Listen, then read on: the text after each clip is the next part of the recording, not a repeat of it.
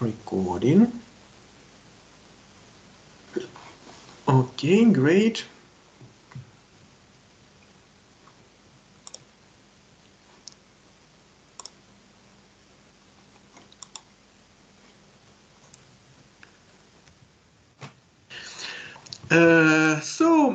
Last time we finished our first module, and now we are beginning to discuss the second module of our subject. We will discuss the internal variables of the company.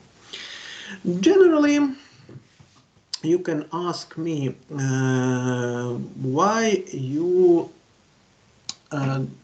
have decided to begin from internal variables but not from external environment, because nowadays external environment is more important for organizations compared with internal environment of the company. And I completely agree with you that nowadays external environment, customers, competitors, suppliers are more important compared with some internal variables of the organization. But we are studying management historically, and generally the first understanding that environment, that the external environment of the organization is important, the understanding of this fact was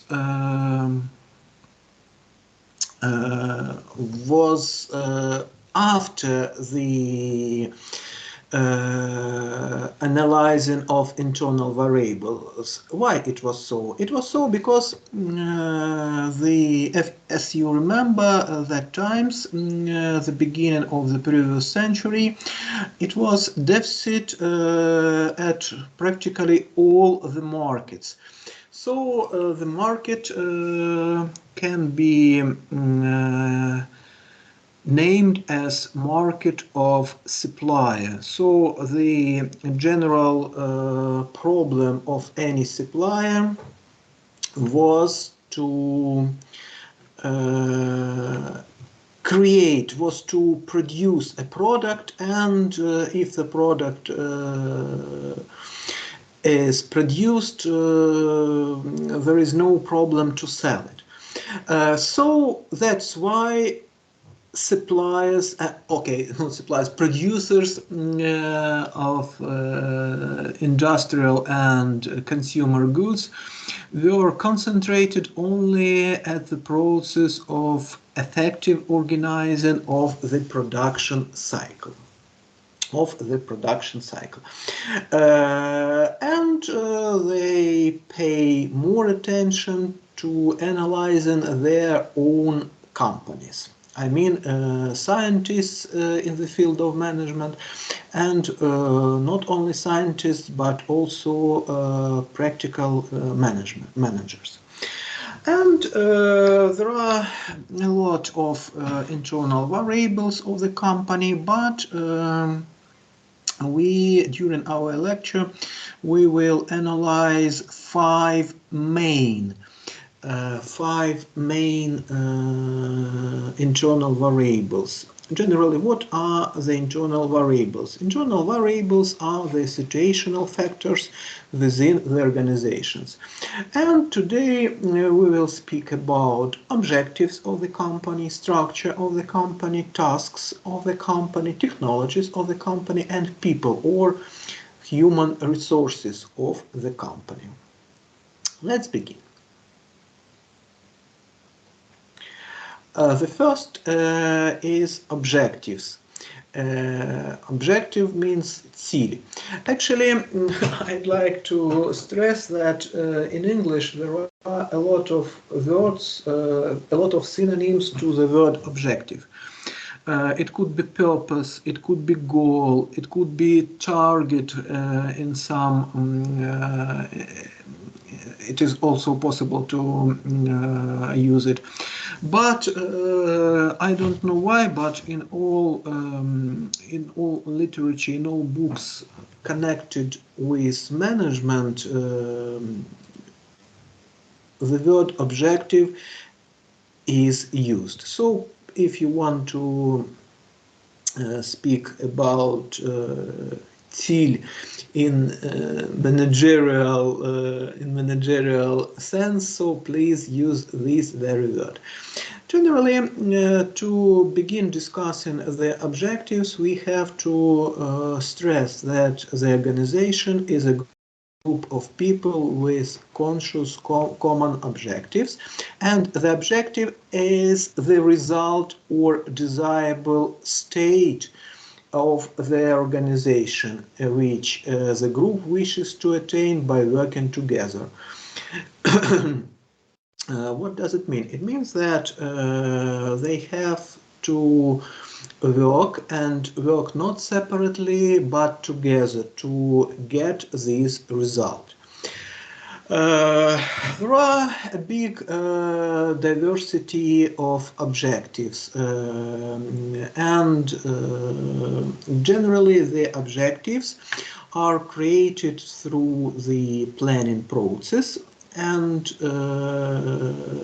generally the result of planning process is strategy of the company, and strategy of the company consists of objectives and the ways how to attain those objectives. Actually, we will speak a little bit in details next module when speaking about planning. So. I will present you that the organization has also the mission statement, the main objective of the organization, but let it be a little bit further. And now I'm stressing that any organization has a lot of objectives. The objectives can be connected with different levels of management. There are objectives of top management level, of middle management level, and lowest management level. There are objectives of different functional domains, different functional spheres of the company. Objectives, for example, financial objectives, marketing objectives, objectives connected with human resources. But anyway, as I told you, that objective is a result. This result must be formulated according to some rules. And this rule, we call it smart technology for objectives. Generally, we will work with the rule a little bit later, but now I'd like to explain the main characteristics of any objective. Any objective must be specific. It means that anybody in your organization must understand what you as a manager want to be done. Because if something is not clear, the subordinate will understand it as it is better for him or for her. And for example, when I was a manager, I was for 5 years, I was CEO of some company producing hygiene products for children. And when I had very specific, I would say, very special secretary, and generally it wasn't possible for me to say goodbye to her according to some points. Okay, and I understood that it was not possible just to say something to her. And when I asked her, for example, to deliver some documents to some governmental agency or something like this, I used to put a sticker, and I wrote what should be done. So in this sense, it is clear for her what should be done. The next, measurable. Any objective must contain some figures inbuilt. Without numbers, the objective is only a phrase. And if you say, okay, our objective is to reduce our costs. But then in a year, for example, your subordinate, your financial department, for example, can present the new annual report and say,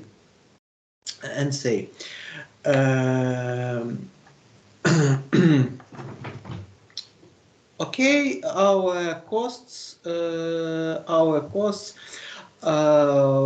were decreased by 1,000 hryvnias. And you can say, okay, but I thought it should be 100,000 hryvnias, because what is just 1,000 hryvnias for our big company?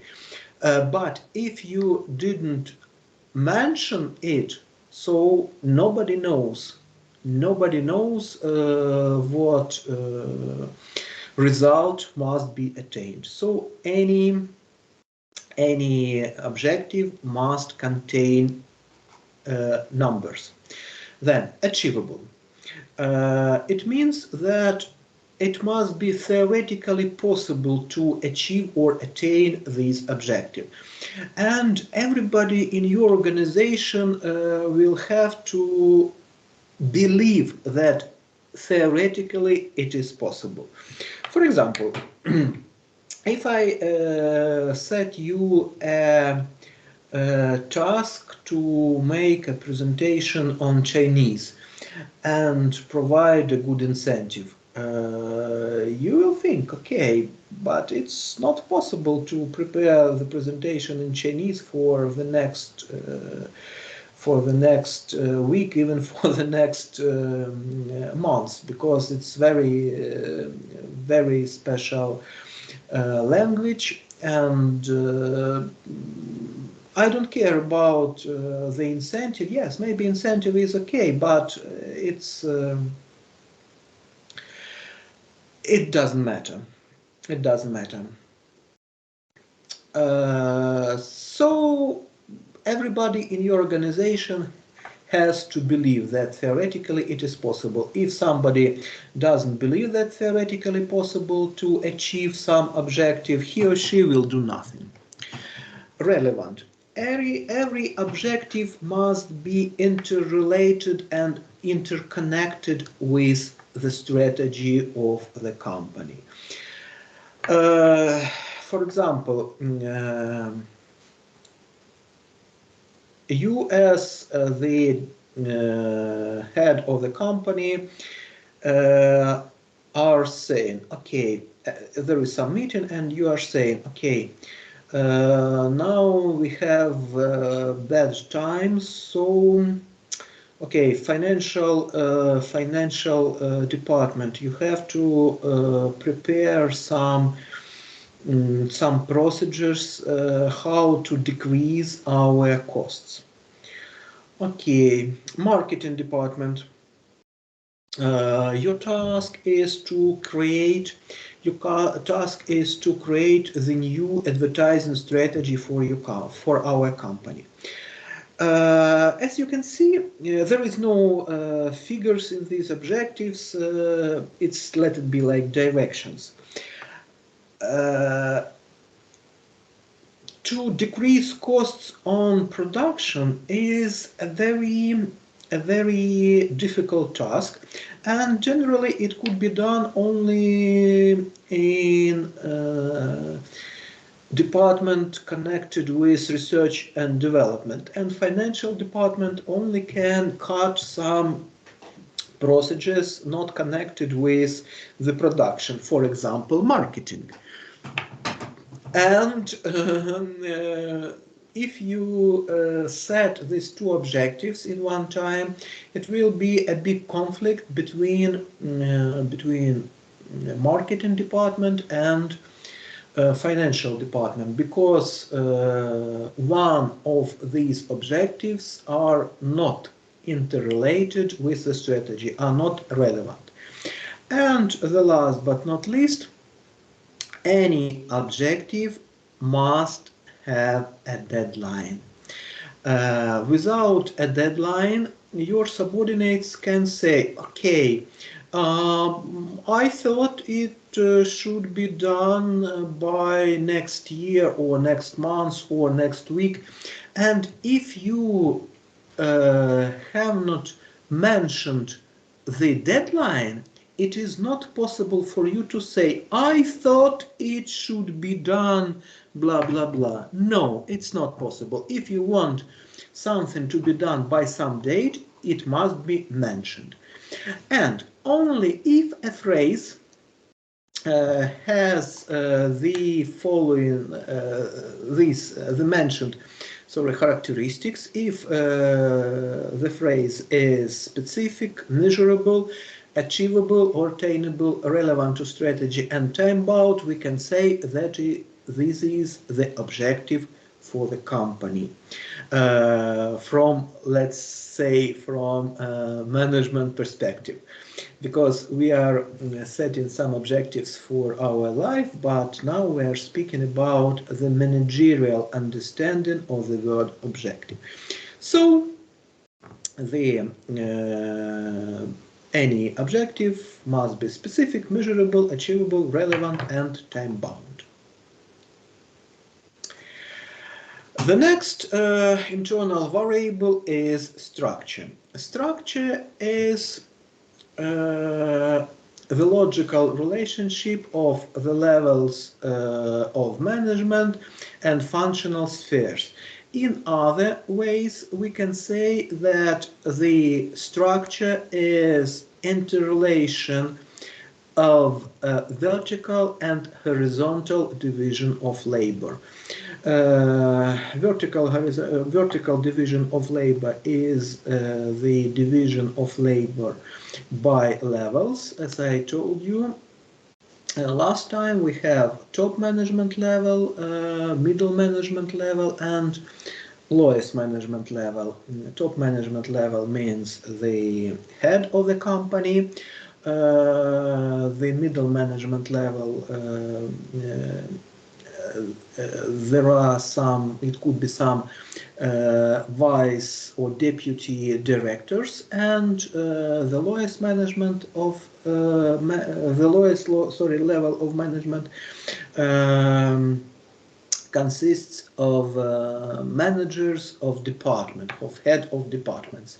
So if speaking at the example of our university, we have rector, this is the top management level, vice rectors and deans, this is the middle management level, and head of the departments is the lowest management level.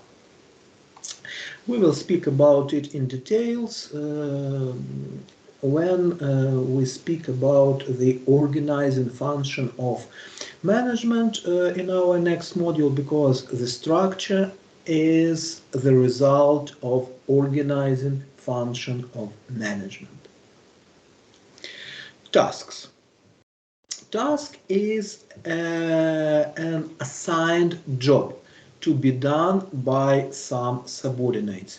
So when you say to your subordinate, you have to do something, you are setting tasks, not objectives.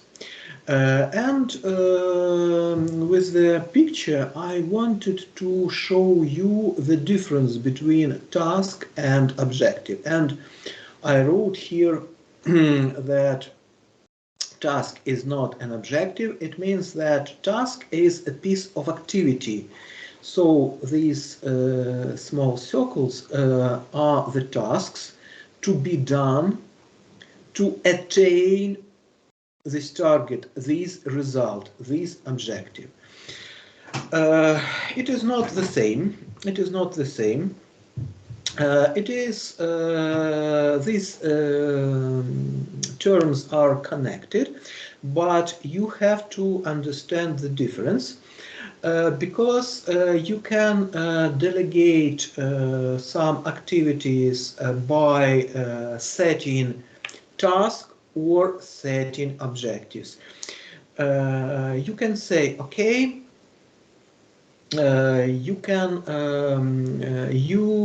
your objective is to decrease our costs. This is the delegating activities through objectives. Or you can say to your subordinate, you have to do this, and this. In this case, you are delegating tasks. Both ways are possible generally, but to delegate, to use objective-oriented delegation, objective-oriented management, you have to keep in mind that in this case, your subordinate, this very subordinate, must be smart enough to understand and to make an independent decisions.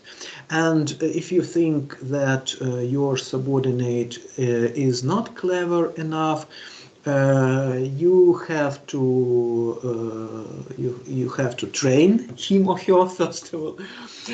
But actually, in this very case, it is possible to use delegating only through tasks. So you have to do this, you have to do this, you have to do this. And all the tasks can be divided into three main categories: working with people, working with things, and working with information. And generally, managers are the persons in the organization who are working with people and with information, and very rare work with things. The next internal variable is technology. Generally, technology is the way how the organization transforms raw materials and other inputs to the products or services, goods or services. So, from general management perspective, we can look at the organization as at the black box with some technology. We have some inputs: energy, materials, technology, people, information, finance. Here, technology means not the way of transforming, but the possible technologies to be used nowadays. And speaking a little bit forward, technology in management has two meanings. The first is connected with the way of transforming in this very organization. It is here in this box. And here the part of external environment of the organization, it means something which can be used theoretically. Everything is put into the black box of our organization, and then we have our output, our goods and services. And the way how we are transforming these inputs, we call it as technology. So there is formal definition of technology. Technology is transforming raw materials, people, information, and physical materials into desirable goods and services. And any technology includes the combination of skills, equipment, facilities, tools, and relevant technical knowledge. And generally, it is possible to use a technology only if you, as a manager, have all these 5 components of the technology.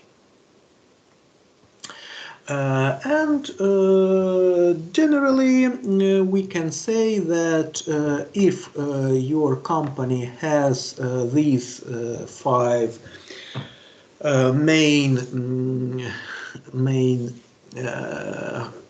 factors of technology, it is possible for your company.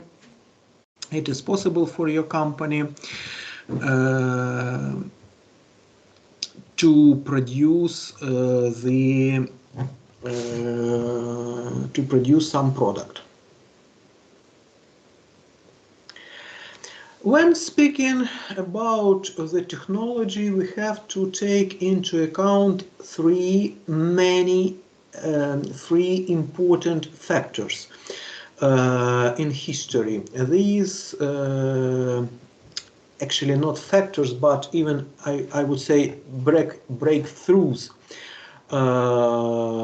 These technological breakthroughs are standardization, mechanization, and the moving assembly line. Хто не знає, це конвейер, так перекладається на англійську мову. Let's discuss these main technological breakthroughs. The first, standardization and mechanization. This breakthrough was connected with the man, with Eli Whitney, who was the first who proposed to produce muskets from musket. It is a kind of gun. Muskets from the standardized parts. Before him, any gun, any musket was produced, was individually handcrafted, and every detail was unique. And what does it mean? It means that if something wrong with a small detail of the musket, it wasn't possible to repair it.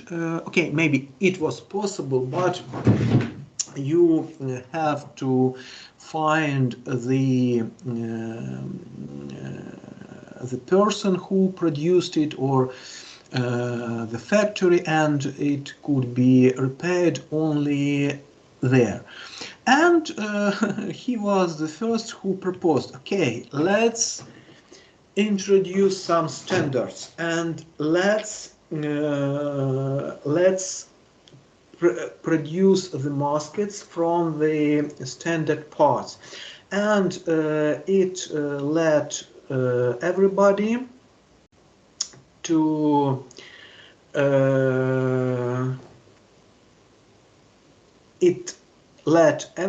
to repair muskets in the more effective way compared to the previous times. And if speaking about mechanization, if some task uses the mechanization, it means that it is possible for us to use unskilled or minimally skilled labor. So it means that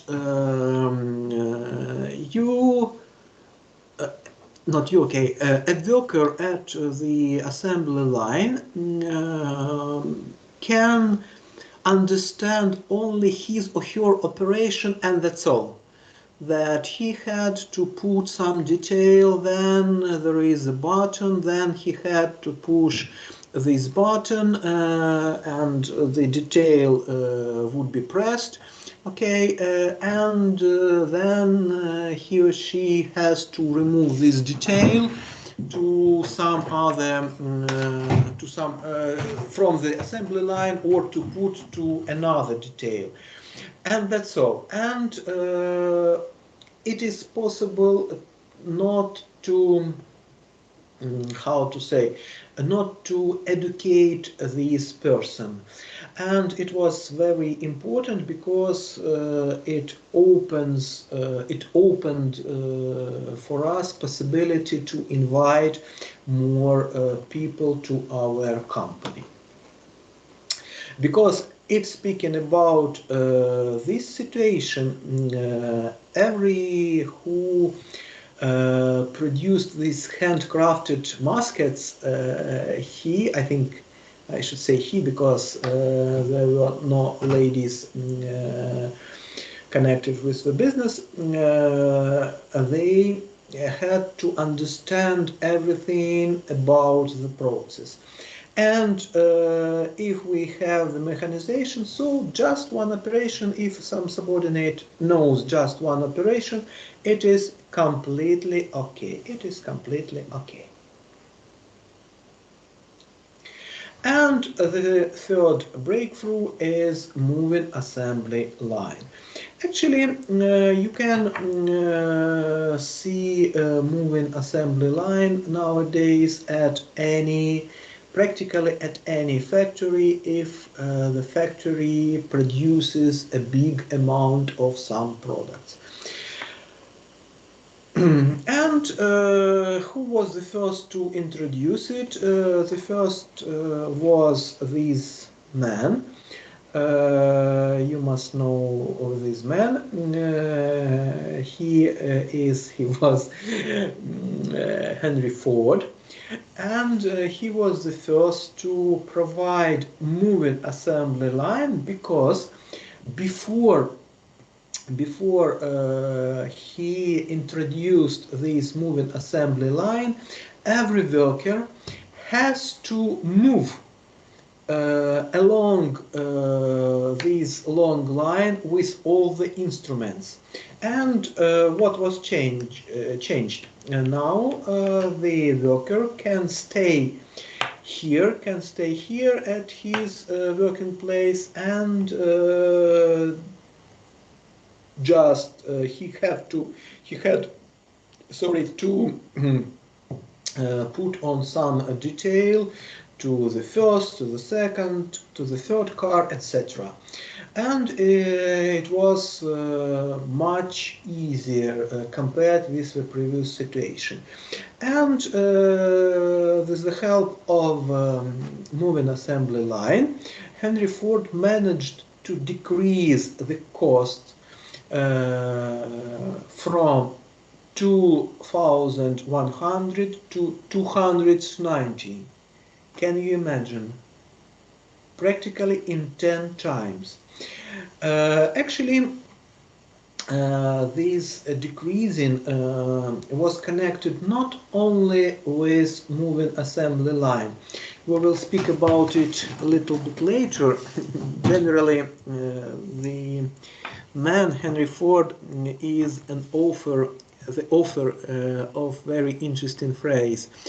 We can produce cars of any color if this color is, dear students,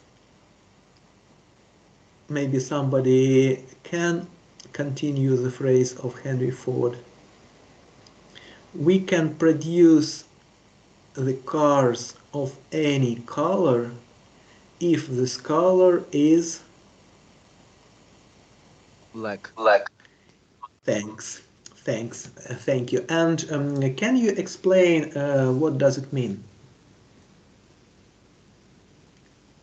To be honest, I don't know, but he was considered that only color for car is black. But after Uh, it, he started making colored cars. I suppose it was made for money, because Okay, okay. Then, thank you for the phrase. Actually, please write your surname in our chat. I will provide you bonus points. Okay, just your surname in our Telegram chat. Uh, Actually, in that times, the black was the cheapest color generally, but the difference in prices were not so big between the black colors and other colors. But the main idea of Henry Ford was that he has to produce the same cars.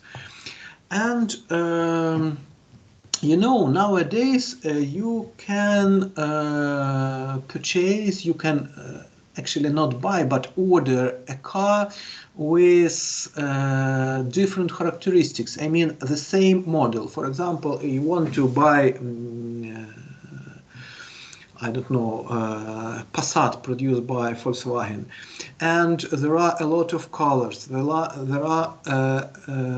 a lot of models of car. There are a lot of power of engines, etc. And there are a lot of additional expenses if there is possible for our customers to buy different cars, and it is cheaper just to produce the same cars. And generally, yes, you are completely right that later Henry Ford realized that people didn't want to buy the same cars anymore. They would like to buy cars with different colors. But if the Henry Ford had understood this idea before, I think he would have become the only producer of cars in United States. If you are interested, you can read. He wrote very interesting book about himself, Henry Ford. I mean. But nevertheless, he was his main contribution to the management, and I would say mostly to operating management, was connected with introduction of moving assembly lines. And generally, yes, today the moving assembly lines are used almost at all companies when a company produces a big quantity of some goods. And if speaking about technology, we can classify it into some categories. And in our today's lecture, I propose to speak about two main classification. Every classification from both are dividing the technologies into three main categories. The first classification is provided by John Woodward. She divided all the technologies into unit, small batch, or custom processing. Це буде одинично, мілкосерійне або виробництво на замовлення. It means that we are using this type of producing when we are producing air jets, maybe some very expensive cars. The second type of technology is mass or large batch production. Це буде масове або крупне серійне виробництво. Not expensive cars are produced with the type of technology. Your smartphones are produced with the help of this very technology. And if thinking about the third, so what could be else? Custom or producing in big numbers, but there are possibility to produce something without stopping, process production. Це буде безперервне виробництво.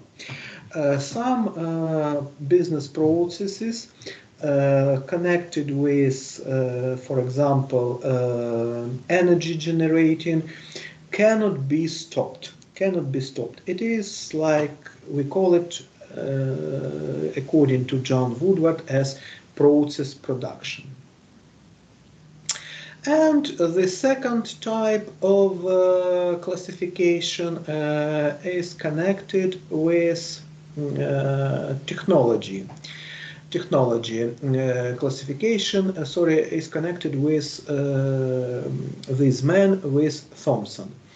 And he divided all the technologies into long link technology. Це буде українською багатоланкові технології.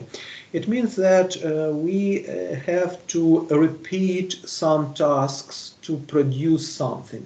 Actually, we can say that mass or large batch production is the example of long link technologies. Then the second category by the scientist is mediating technologies. Це буде посередницькі технології. It is the technology when we are selling something, for example. And the third type of technology is intensive technology. Воно так і перекладається, інтенсивні технології. It means that we are using some specific equipment and techniques. When I'm delivering the lecture now, I'm using the intensive type of technology, according to Thomson.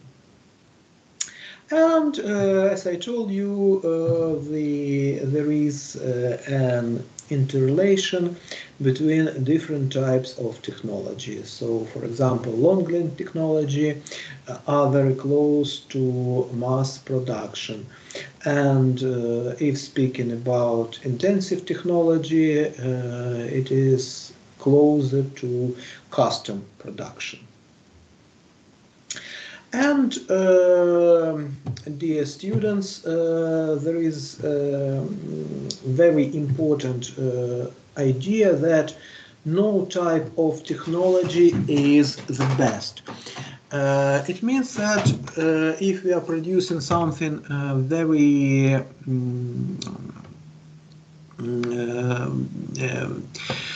expensive, we have to use custom processing. And maybe if we are producing something very cheap and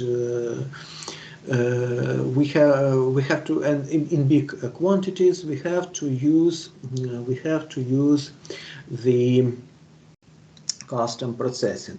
And generally the same type of products can be produced by different types of technologies. Very expensive cars can be produced by custom processing, and like usual cars can be produced by mass batch production or large batch production. And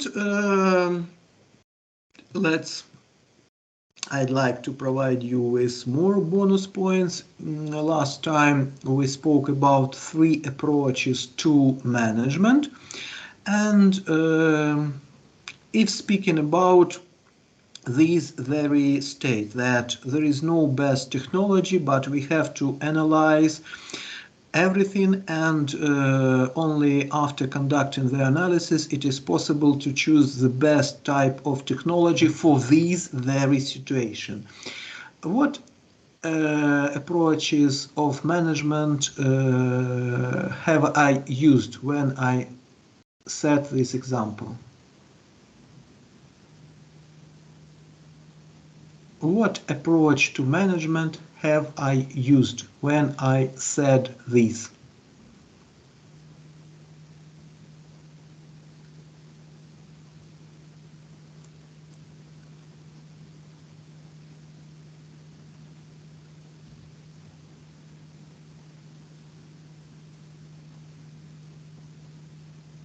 What approaches to management do you remember, dear students?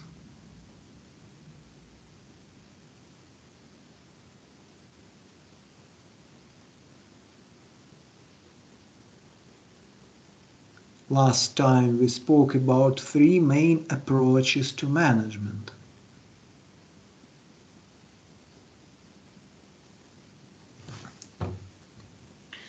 We spoke about process approach, contingency approach, and system approach. And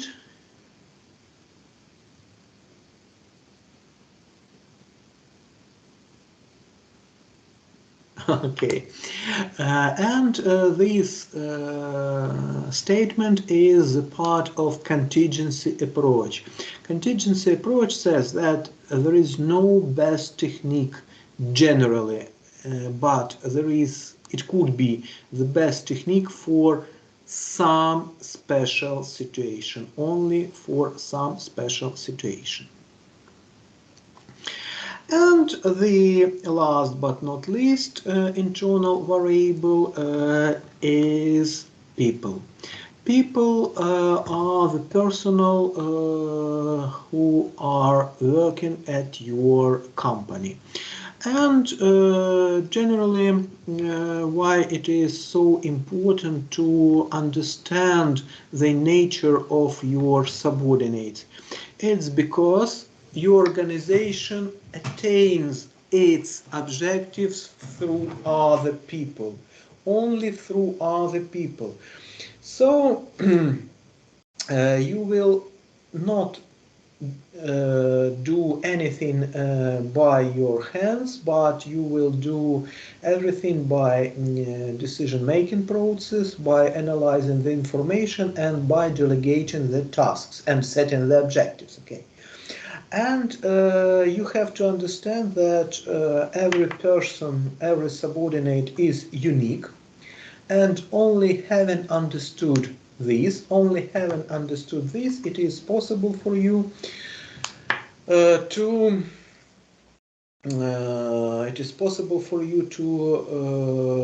set the correct incentive for everybody. Speaking a little bit forward, during a motivating function, we will discuss the fact that if you just set an incentive, a task, delegate a task without setting an incentive, it is not the high probability that the task would be performed. Because everybody has his or her own objectives, and generally the person comes to his or her working place because of these very objectives. his or her objectives, but not the organizational objectives. And to set the correct incentive, you have to understand the personal characteristics of every person. We will speak in details about it when speaking about motivating, but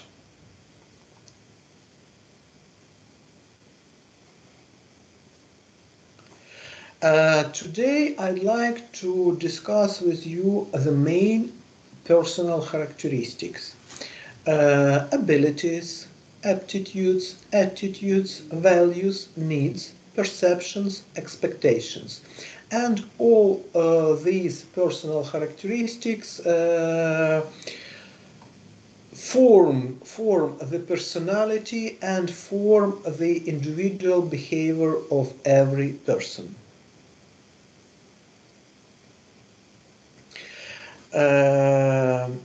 Let's begin. Abilities. It is capability to perform some specific activities. So, if I have the driver license, so I can be a driver. So I can do it. But you have to understand that abilities, воно так і перекладається, до речі, можливості, can be trained. So some time ago I didn't have the driver license, and then having finished some courses, I got this license and I can do it. And when selecting the person for training, you have to understand the possibility to increase, to form these skill or this ability in every person, because sometimes it will be not possible to train some ability, and it is connected with the next generally, I forgot to add that ability generally is the easiest individual characteristic to change. I think we will come back to this phrase, because for you now can be not clear. Why? Because you don't understand the other characteristics. We will come back to this phrase after analyzing all the personal characteristics. The next is aptitude. Це буде можливість або потенційна можливість щось робити. Aptitude is a personal potential capacity to do something. So generally, if a person doesn't have some psychological diseases, so it is possible to be trained and to have driver license. And you have to keep in mind this personal characteristic when you are selecting somebody for training. Needs. Needs is psychological or physiological deficiency of something. So everybody has different needs.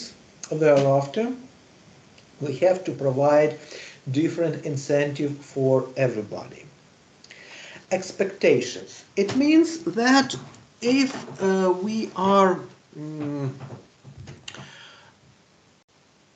communicating with people, we are expecting them to behave in some manner, and this is our expectations.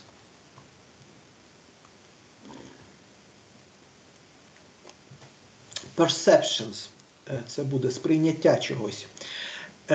Perceptions is the way we are responding to behavior of other people or of something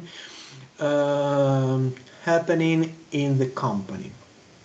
Actually, not only in the company, but generally in the external environment. So you have to understand that everybody has different perceptions. Attitudes. Attitudes, it's just what we like or what we don't like. Це буде як схильність можна перекласти, чи власна думка можна перекласти. For example, I like apples and I don't like watermelons. It doesn't mean that I think that watermelons are bad, so maybe it's bad food. No, I just like apples more than watermelons, and that's all. Values. Values is beliefs about what is good and what is bad and what is neutral. I'm not smoking, but I think that it is bad, especially if somebody smokes in a public place. You know that we have a law that it is not possible, but some people ignore this law and they are smoking, and for me it is very unpleasant. So the difference between attitudes and values, in my example about watermelon, I can see a person eating watermelon and it's completely okay. So he is enjoying watermelon and I am enjoying other food, apples, and that's all. And here it is my value. So if I see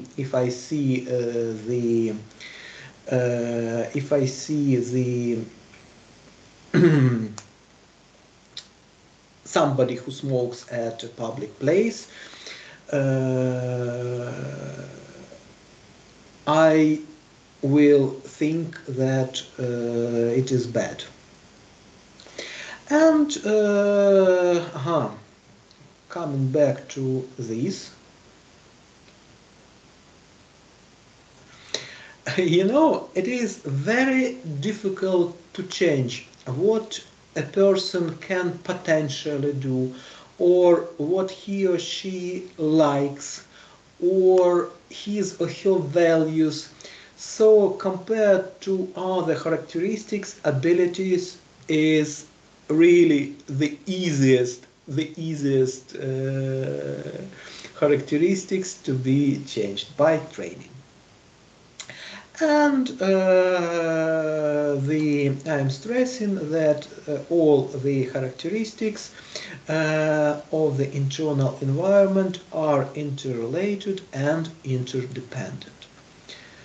And just a short summary that the main characteristics are internal characteristics are structure, objectives, tasks, technology, and people. The structure is the relationship of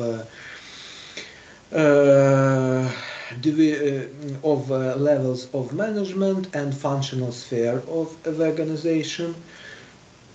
Objectives are the results or specific states to be attained.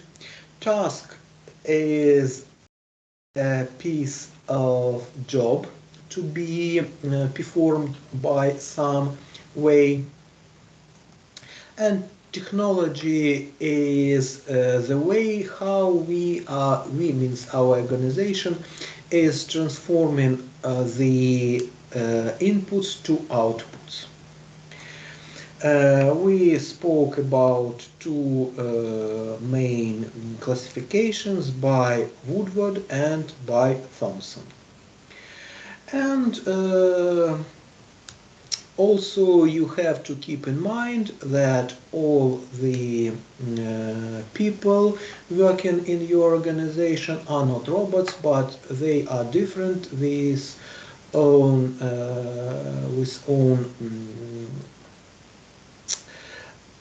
personal characteristics which must be taken into account when which must be taken into account when you are managing the organization.